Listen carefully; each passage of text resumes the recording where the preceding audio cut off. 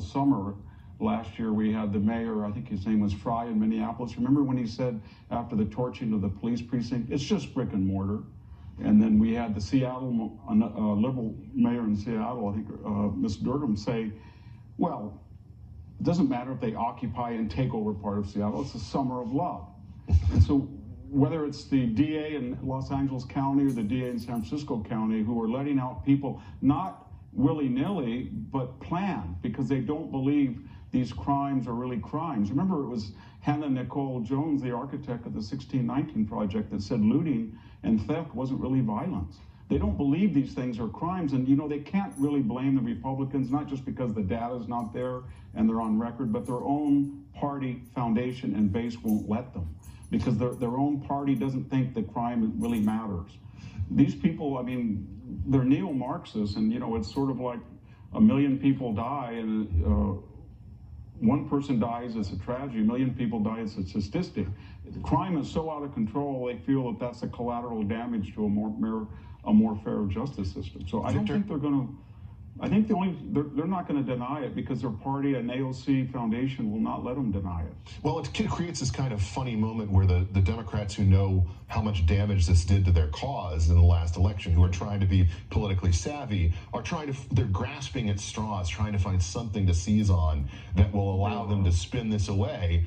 But they keep being shivved by the people on their left who are like, oh no, we really believe this crazy thing. So they get caught in this bind. And that's exactly right. And that's the model they have for all of these issues. They wanted an open border. They're delighted that 2 million people within a 12-month period will come on lawfully in the United States.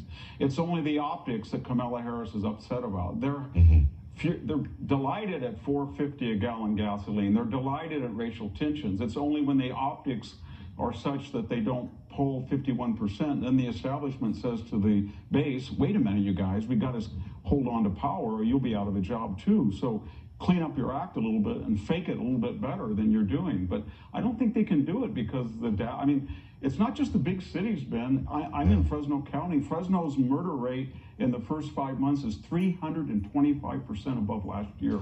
It's everywhere.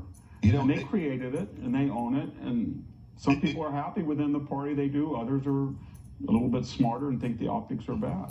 Well, speaking of bad optics, freshman Congressman Jamal Bowman is a vocal proponent of defunding the police. But here's the thing. According to the New York Post, Bowman, a champion of defunding cops who claims policing is rife with white supremacy, asked for and received a special police detail to guard his Yonkers home. Over and over again, Victor, we see this thing where it's police for me, but not for thee. I'm the important one who needs to be protected.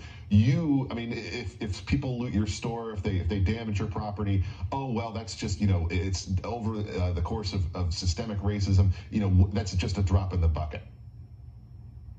Yeah, well, that's a foundational tenet of progressivism, that the architects of this chaos are never subject to the consequences of their ideology. They feel they're too. Remember, John Kerry said, I can't operate if I don't have a carbon-spewing private jet. How could I get around to win the battle of green? Or I have to move my yacht over to Rhode Island. I shouldn't have to pay taxes that I support. That's the way they feel, that they're platonic guardian, that they have these exemptions so they can help the poor people like us.